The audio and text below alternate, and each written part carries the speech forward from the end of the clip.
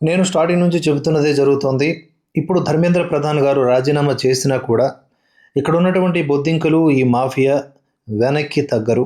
వాళ్ళు ఈ ఉద్యమం పేరిట ఉన్మాద ప్రవృత్తిని ముందుకు తీసుకువెళతారు. దానికి సాక్ష్యంగా సీజేపీ లేటెస్ట్‌గా ట్వీట్ చేసిన అంశాల సారాంశం, లేదా ధర్మేంద్ర ప్రధాన్ గారు రాజీనామా చేశారు అన్న తరువాత ఆ సమాచారం అందుకున్న వెంటనే చేసిన ఓవర్ యాక్షను, కామెంట్సు ఇవన్నీ మనం క్లియర్‌గా మనం తెలుసుకోవచ్చనమాట. ఒకసారి వాళ్ళు ఎక్స్ ఖాతాలో ఎలాంటి పోస్ట్ పెట్టారంటే, ఇది విద్యార్థుల విజయం అని పెట్టారు. ఓకే. Very good. ప్రధాన్ రాజీనామాతో విద్యార్థులందరూ కూడా సంబరాలు చేసుకుంటున్నారు జంతర్ మంతర్ వద్ద అని ఇక్కడ న్యూస్ రాశారు. అక్కడ విద్యార్థులు అనేవాళ్ళు చాలా తక్కువ, ఉన్మాదులు ఎక్కువ మంది ఉన్నారు. సరే, ఇక్కడ అభిజిత్ డీపీకే ఏమన్నాడంటే, శాంతియుతంగా చేసే ఏ ఆందోళనతో అయినా లక్ష్యం తప్పకుండా నెరవేరుతుంది. మరి ఇక్కడ శాంతియుతం ఎక్కడుంది? ఈ అభిజిత్ డీపీకే సమక్షంలోనే పోలీసుల మీద అక్కడున్న ఉన్మాదులు అటాక్ ఫస్ట్ స్టార్ట్ చేశారనమాట. అయినా కూడా దాన్ని వీళ్ళు ఆ యొక్క నిజాన్ని కప్పేశారు. ఇక దీన్ని గాంధీజీ నుంచి నేర్చుకున్నా అని చెప్తున్నాడు ఈయన.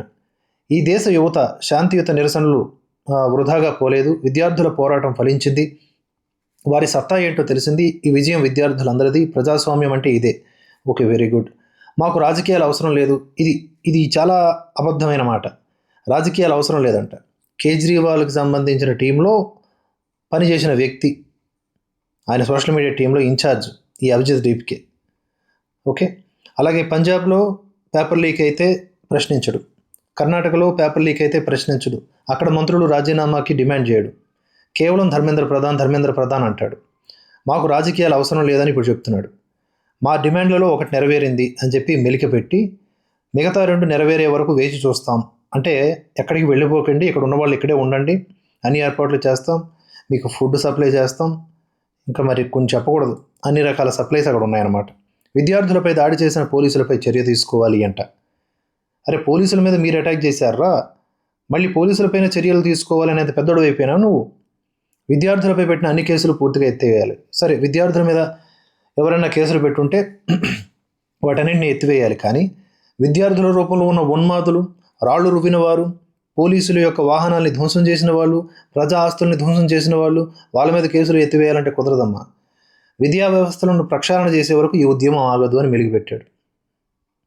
ఇప్పుడు చూడండి, వీళ్ళకి ఇంటెన్షన్ ఏంటి అనేది క్లియర్గా అర్థమైపోతుంది. ఈ సాయంత్రం 6:30 కొవ్వొత్తులతో ర్యాలీ చేద్దామని పిలుపునిచ్చాడు ఈ వ్యక్తి. అలాగే ఈ అభిజిత్ డీపీకే గురించి మనందరికీ తెలిసిందే, మనం మాట్లాడుకున్నాం. వీళ్ళు అక్కడి నుంచి కదలరు, ఇది మాత్రం పక్క. వీళ్ళ యొక్క మాటల ద్వారా అది అర్థమవుతుంది. వీళ్ళని భవిష్యత్తులో ఎలా హ్యాండిల్ చేస్తారు అనేది పెద్దలకే తెలుసు.